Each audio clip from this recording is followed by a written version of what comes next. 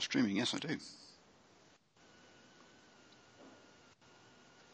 Hello and welcome to the Houston SaberCats at the San Diego Legion. Oh, dear me, just too many words. Why can't they just have simple one-name teams like we have down in New Zealand? I don't know. Yeah, right. We're up in England, wasps and such. Yeah, Bath and wasps. Right. Reds, blues.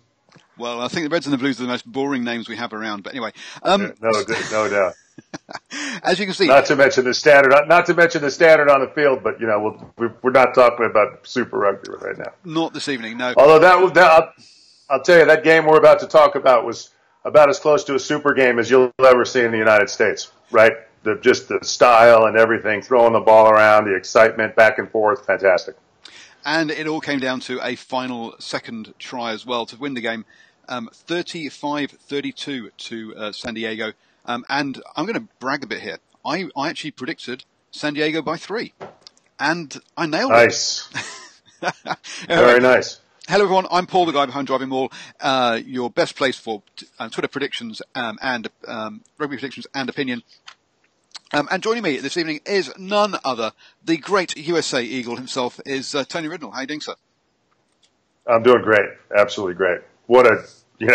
If you're an American watching rugby and you just get off of TV, Friday night TV and watch that type of game, you got to, and you don't have a smile on your face, you need to wake up. It's pretty amazing. Pretty amazing. You do. And I think, I was a bit surprised. I had a quick look at the old, one of the graphics of the teams that showed me how many internationals are in these teams. Yeah, they are. Sure. We've got some pretty serious players. In San Diego, starting number, so they're 2, 4, 8, 9, 11, 14, 15 were all USA Eagles. Right. On the bench, they had a further 6 internationals. That's some crazy amount of talent that there is in Major League Rugby.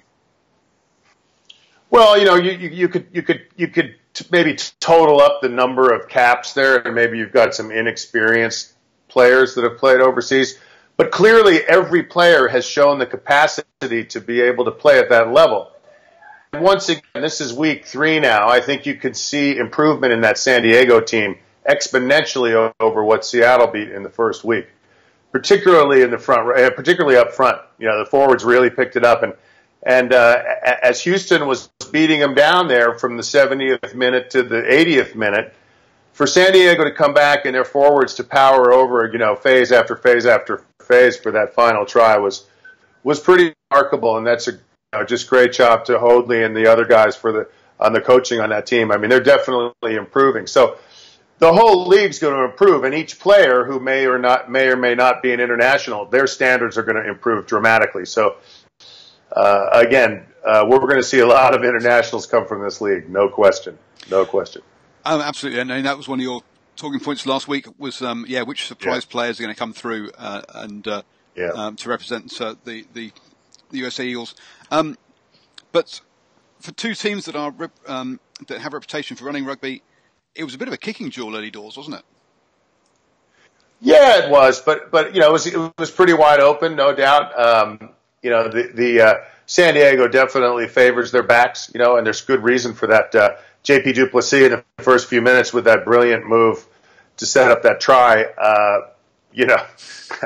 reminds me of an older Carrel du Plessis, who knows if they're related, but if you got the name of du Plessis and you're South African, you probably got some rugby blood in you. Well, yeah, very true. But they weren't the side to first. And actually, before we get there, I thought there was we had two different styles of kicking as well. Houston were trying to kick to make it bounce and go out and try and pin back San Diego, whereas San Diego were very much more trying to keep the ball in play and more contestable kicks early doors. So it's interesting, even when there was a kicking duel going on, there were different styles at play. That's right. Which is surprising. That's right, and I'd say that's just based on the style of the forwards, right? I mean, you would think looking into that game based on the past 2 games, and now after 3 games, we're starting to be able to make some assessments and maybe make some more accurate predictions than we have in the past. I'm 0-2 this week. My good friend Grant Cole, the rugby evangelist, is 0-2 this week. He was on last week, of course. I had to bust him here, but well, I'm 1-2 this week. There you go. Well, you would say that the Houston forwards probably could have dominated that game, and it didn't necessarily work out that way. But certainly the way they were kicking, Houston was kicking to keep the ball in the forwards. San Diego much more so to keep the ball in the open play, which would favor them. Yep, and Houston got the opening try. A bit of chat on Facebook, and also for myself, I thought that was a bit of a double movement. Personally, I thought he was tackled and then sort of moved again, but the referee didn't see it that way. As a former player, I'm sworn never to talk about referee decisions. So I couldn't get on our TV. I just couldn't get a good view of it to tell. They just didn't have a good camera angle for me on CBS up here. I'm not sure if we get the same feed. Did you get the same feed with Dallin and Brian Hightower? Yep. And Stacy? Yep. Yeah, good. They did a good job today. They did a really good job. All three of them. They did a job. Really good job. They're getting to know their audience as well, and their explanations around what was going on, which was made it very nice and clear. But definitely one of the players of this game, Colleen Sal. Oh dear, I'm awful. I'm not even going to start, mate. I'm not even going to. Colleen Sal. Colin Sal, that sounds right good. He powered over for this one. So yeah, it was funny seeing a sort of a 13, an outside back, doing very much scoring a kind of a forwards try there. Right. But he was definitely one of the players of this game. The Fijian Sevens player, the only person in the world to have $7 to be on a $7 bill. Yes. Yes. And if you will, in the 78th minute, he's lucky he's not going to miss the next 3 games. If you noticed his little forearm to the player going for the ball there, it was right in front of the referee. I'm really surprised he didn't get a lashing for that one, at least a card. A different Houston player got sent off at that time, which was strange, I thought.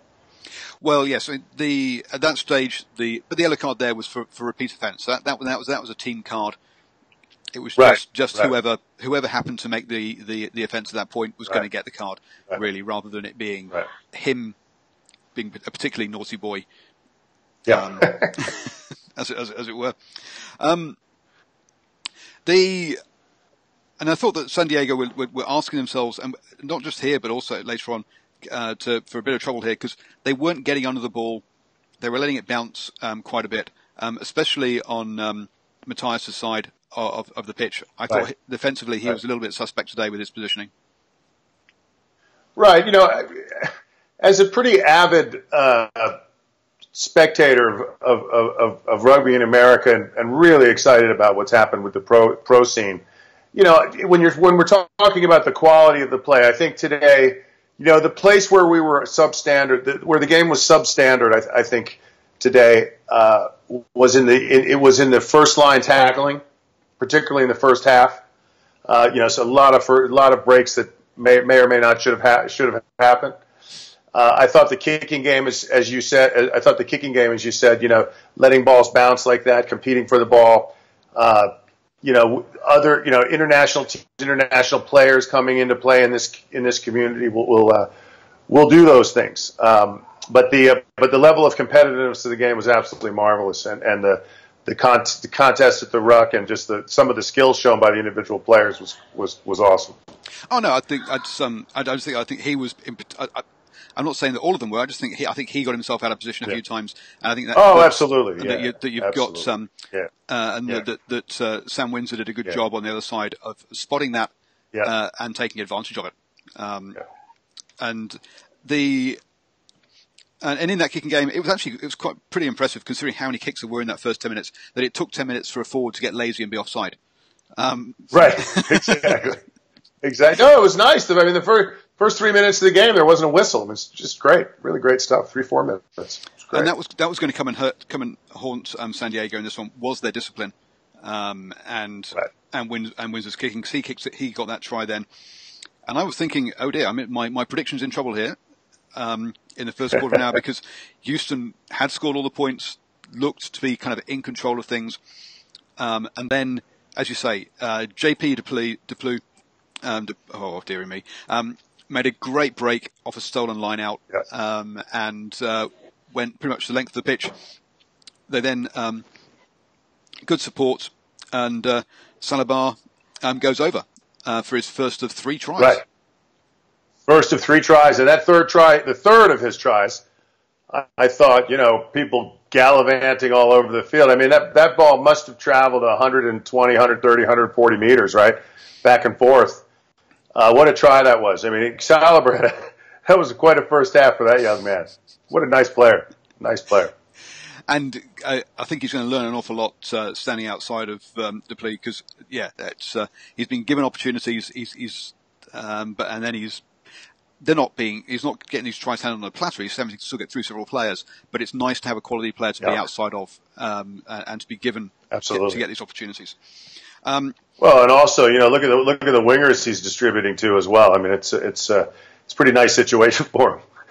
Well, having an all Eagles back 3 is definitely going to help you. I mean, players like Nwanga are players that I listen to the American Rugby podcast, the Red, White, and Black Eye, and these are names that they've been talking about for the last couple of years. And he's like, it's great to now actually see them playing now. Sure. People like him, people like Cam Dolan, these are names that they have been evangelizing for quite some time, and it's great to see them doing it. As you say, in that first half, perhaps some line breaks we shouldn't have got, and the second try was essentially that the Houston 9 got himself isolated, brushed off, and nines. Talking to all you nines out there, don't get in the defensive line. You're the sweeper. Push up a big guy in that place. You're supposed to be catching the little ships through. And here was a prime example of where he got, someone spotted a good mismatch. And that's what good players do. They play what's in front of them, go through the hole. Absolutely. And it was another try. Paul, there was some stuff on social media this week about the level of the service by our nines in this league. Do you have any comments on that as a grizzlied old New Zealander? Been watching a lot of rugby his whole life. Well, I'm English, but we'll well, you're down in New Zealand. I'm down in New Zealand. Yes, I am. There was definitely some mixed service tonight, and but some of the times that was because just in general, though, some of that's because if you're in if you're kind of caught by a scrum push on getting pushed into you, and I think their sort of off balance passing is what really kind of lets them down. If they get set, it's all good. But when they're off balance or they're being rushed, that's where you kind of see the pressure and where the real skills show out. That's right, and a lot of times because of the, shall we say, the quality of the ruck itself. Some bodies flying maybe where they shouldn't. A lot of nines are having to reach in a little more often than they probably like to, in the open field of play to get some quick ball moving. So. But I think again, I know every single coaching staff is looking to play on the front foot and move the ball quickly from the base scrum, to move the ball through the backs, not to kick the ball. So this is just going to get better and better as the forwards communicate better and become better as units. Yeah, and when I say that there was a bit of kicking early doors, it was because they wanted to play in the right part of the pitch. You don't want to play out your own 22. And it was feeling each other out. It wasn't negative kicking, per se, I don't think, really, in this. But it was here that we kind of saw then that the San Diego discipline letting them down. They managed to stop a great break by Calisan again, but were caught offside with a penalty. And I think Matthias, actually, we've talked about him already. And then they got front foot ball in the on the right hand side and managed to spread it all the way to the left. And that's another good thing about this game. We've seen both sides really stretch the play. We've seen some lovely, beautiful long miss out passes. We've seen other situations where they've got front foot ball on one side of the pitch and then use that to get it and know that there'll be space on the other side of the pitch, so they pass it through their hands. And I thought that was a good sign from both these sides. They both were happy to use the full width of the pitch. Yep. Yep. And the and once I've had a go at Matthias, he did get that great break down the blind side from the scrum, Whoa. which gave that 1 point. Well done. which meant that San Diego went in with a 1 point lead at half time. But it was, even at that stage, you could see this was a tries, or the occasional try, and then Houston clawing their way back up with penalties, and keeping the scoreboard ticking over. Next game, I'm going to keep a separate sheet of paper. I'm going to do myself some stats as to how many penalties each side gives up, because that was a big part of this game. It's interesting, the key lineouts at the end, right? Hooker, that lineout throw now is so important, right? When you're trying to pin down, let's say you get a penalty 40, 50, 60 meters out, you can't kick for goal necessarily, you need to score a try. So you're going to try and put it down, line out inside the 10 meters, maybe by the 5 meter line.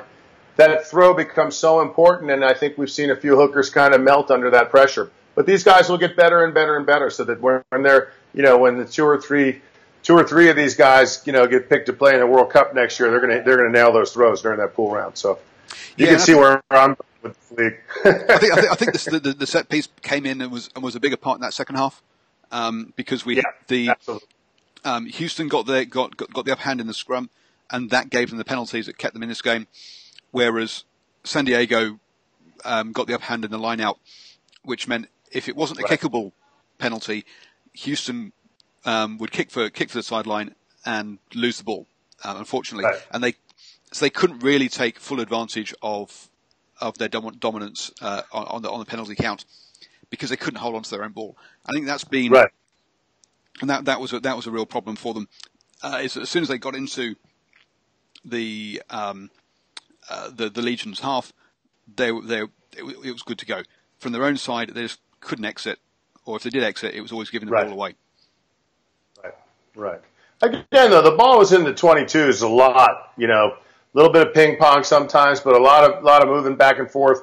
And then, quite frankly, again, it's not, the quality of the rugby is not a Viva Premiership, and the ball goes to ground sort of when you'd like it not to.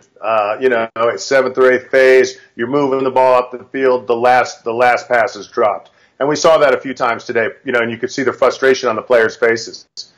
But again, these players, it's going to get better and better, the quality.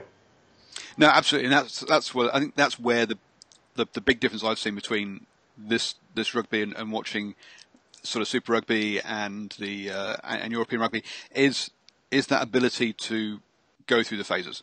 The polish. The sides here will break down after, as you say, 5 or 6 phases normally. Right. We had a couple of breaks. We had Colisau in the first half. I can't remember which one it was in the second half. I think there were two other tries in the second half where there were breaks that got knocked on by both sides. Right, yeah, absolutely, yeah. They would definitely put that on the board. We're talking about you're just talking about the forwards, they'll be able to go through the phases.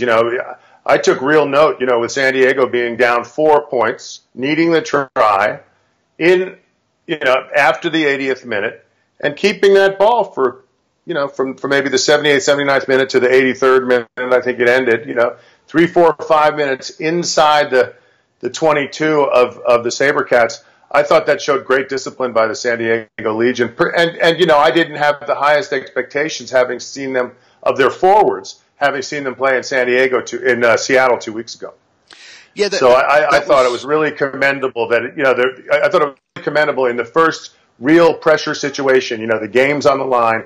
You're going to win or you lose on this possession. And they won. It's tremendous. Absolutely tremendous. You got to be happy if you're a San Diego forward tonight. That was their best probably period of play, actually, or the longest period of play they kept hold of the ball. Yeah. I think the Houston were getting a bit desperate at that stage because they gave away 2 or 3 penalties, which meant that which gave the Legion the freedom to be under penalty advantage and to try some things. I thought they actually went through the phases a bit too much. I would have liked to have seen a cross-field kick or something that was a 50-50 attempt towards actually scoring, because it's going to come back to you. when you're under advantage. And I think perhaps that's another one of those ones where someone like Ben Seamer, I think it was, who'd come on, needed to grab that opportunity and say, right, guys, we're going to have a go at something special here. Because I've got the guys there. Ben did a great job. Ben did a great job leading up to that try, taking that ball into the over to the right side, getting stuck into the forwards, moving the ball through 3 or 4 forwards, and then putting the ball down quickly for some quick ball. Seema did a nice job. I think one of the things I've seen in this league is the names, the guys that we know, Cam Dolan's, Trovilles. Seema had a tough game up in Seattle, and I think that's why he's coming off the bench now. But he'll come back. A number of the better known Eagles players, Augsburgers had a couple of great games and certainly made his impact known last week when he came back and captained the team. Totally different Legion team. So good on them. Good on them. The Eagles are stepping up too, and they're being forced to show their position as any good player should. So it's great. Yep. And talking about good players, because the other thing that happened that I thought was a moment of genius, Colisau noticed that the one scrum they hadn't won, the ball came back, so they didn't get the penalty opportunity they were expecting to at around about that 73rd minute. Comes in, Colisau knows, right, we've got a 1-point lead. If I knock over a drop goal here, that takes it out of 4. It means that they can't kick penalties to win the game. Great call. Were you expecting that? I wasn't expecting that. Were you expecting that? Absolutely not. I was very surprised. It was a lovely moment of absolutely from him there. Yeah, definitely, and a smart play put him out of penalty range. You would think they won the game, and it just sort of set up a magical ending for San Diego. Yep, which was their try was the 8th lead change of the game. You don't see many games with 8 lead changes. It's loving the stats. I missed that. I missed that one. Wow, 8 lead changes. That's yeah. Which shows, this was. I started counting after 4,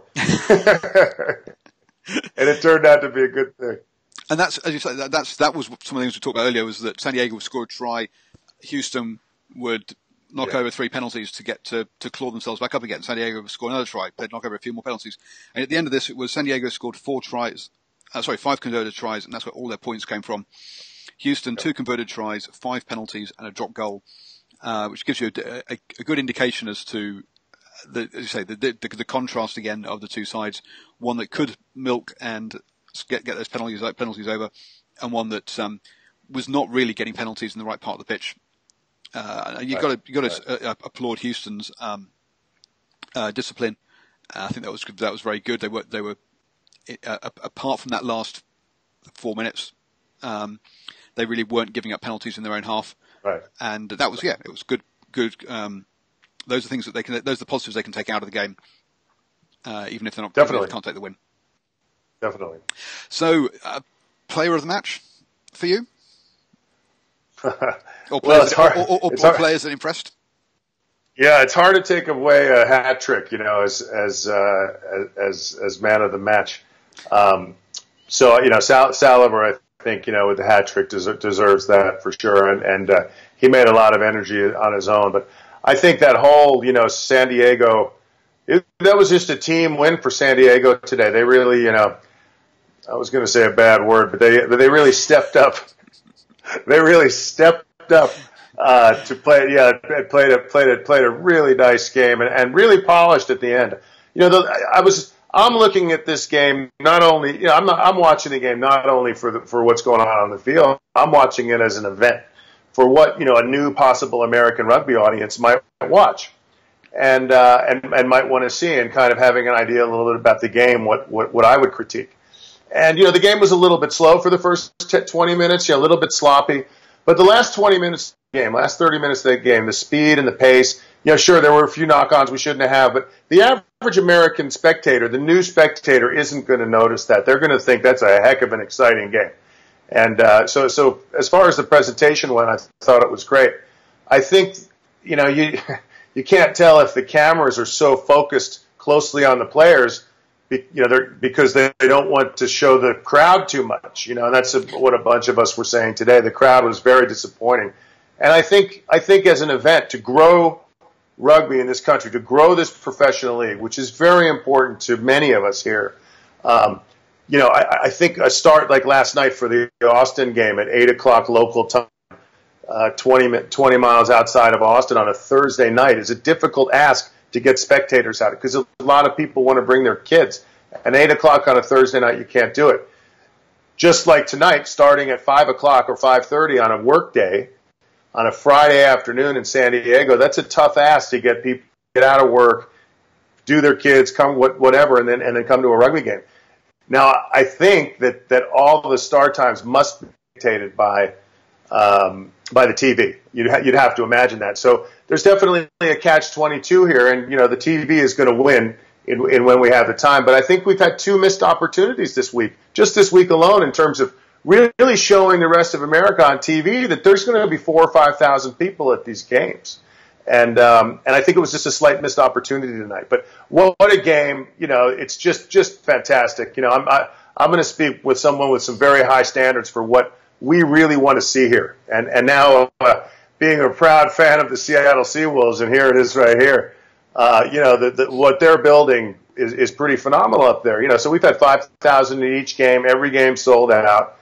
And just as a matter of course, I got a call today by the staff of the Seattle Seawolves asking me for my customer feedback as a season ticket holder. And they're going to call in the next 2 or 3 days every one of the 1,800 season ticket holders and have a dialogue about their customer experience. And these guys, these are professionals running professional rugby in the United States, and it's fantastic. And we're just going to learn, so I guess I shouldn't be so critical, but I'm really disappointed at the missed opportunities, both last night from the crowd perspective and also tonight from the crowd perspective, just based on the time of the game. And of course, that's going to be media driven. So it's a total catch-22. It is, but I mean, as you say, a 5:30 kickoff weekday nights is impossible for most people to get to. Impossible. Here I am. I'm sat in New Zealand. It's 12:30 on just after lunchtime on a Saturday. I'm thinking, this is a great time, and then it doesn't. And then you're like, oh, why aren't people turning up? And then you kind of realize, actually, it's straight after work. Most people are still on the train or whatever, or stuck in traffic. Right. That's why they're not there. Right. There was some talk I saw on Facebook that I think they have beer gardens at at the San Diego ground. So whilst you get those people, well, I will tell you, I will tell you, having watched a few games at Torero Stadium myself, the beer gardens up there are compelling. They're compelling. They're unfortunately they're very poorly situated because they're behind the track, so you can't really see the field from the beer gardens, particularly the main one. So there might have been a bunch of people up there. So they're going to figure all that out. Maybe maybe if they're going to have a beer garden, maybe they move that so that it can at least show spectators watching the game or something. Who knows? Yeah, because I think we're starting to see maybe a bit of also the regionalisation. Because I don't think whilst they got beer tents up in Seattle, there's not kind of like a beer garden. So maybe there mostly is. I beg your pardon. You see at the top of the big stands. In Seattle, at top of the big stands in Seattle, you can actually buy beer on both sides. You can buy beer at the 5-meter line of both teams, above the big stand on the flat little patio that's up there. So you can actually go up there and have a beer and watch the game at the same time. So, but for me, a beer cool setup is an area where you've got a bar and you've got a bunch of tables. Now, maybe I'm judging it wrong, but.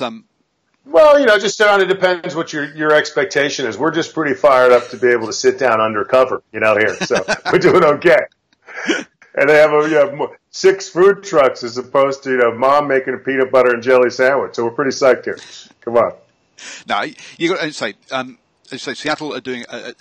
This isn't just a professional league with players; it's a professional league off it. Seattle done a very good job of changing things within a week of their first 2 games to improve the situation, and now they're calling everybody. One of the other franchises or teams, I can't remember which one it was, gave out a similar list of things like, here's the things we need to improve after our first game. Thank you for letting us know. Some of it will happen this week, some of it won't, but it will come. And it's good to see that communication happening and taking it seriously off the pitch as well as on the pitch.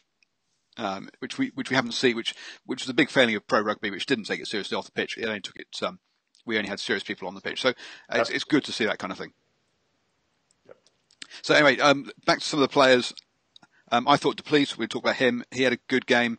Ngenwa is someone that, again, the rugby podcast guys talk about. So I think Alex Elkins had a good game, keeping him under control.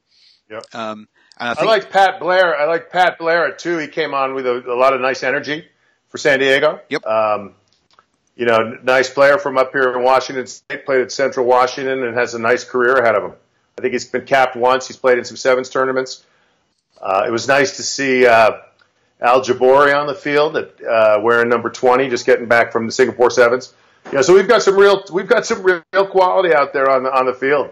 Matthias had a nice game. He showed up nicely. Saliber, of course. You've got to say that Audsley's and Windsor's kicking, both sides, I think we had like one missed kick all game. So again, the kicking is top notch from those two. Audley for the for San Diego and Windsor for SaberCats stood out. And those are the kind of players that I kind of noticed during the game mainly. More of a back squad. Yes, absolutely. Absolutely. I'm kind of a forward if you haven't noticed. I think the kicking throughout the entire league has been top flight. The league does not want for kickers at all. Doesn't want for kickers at all. Really nice stuff. Cool. I got through most of my stuff. Actually, there was one bit that actually surprised me in this. I'm going to get kind of hyper technical now, but we saw that obviously that San Diego's defensive line out was fantastic. They were stealing Houston's ball.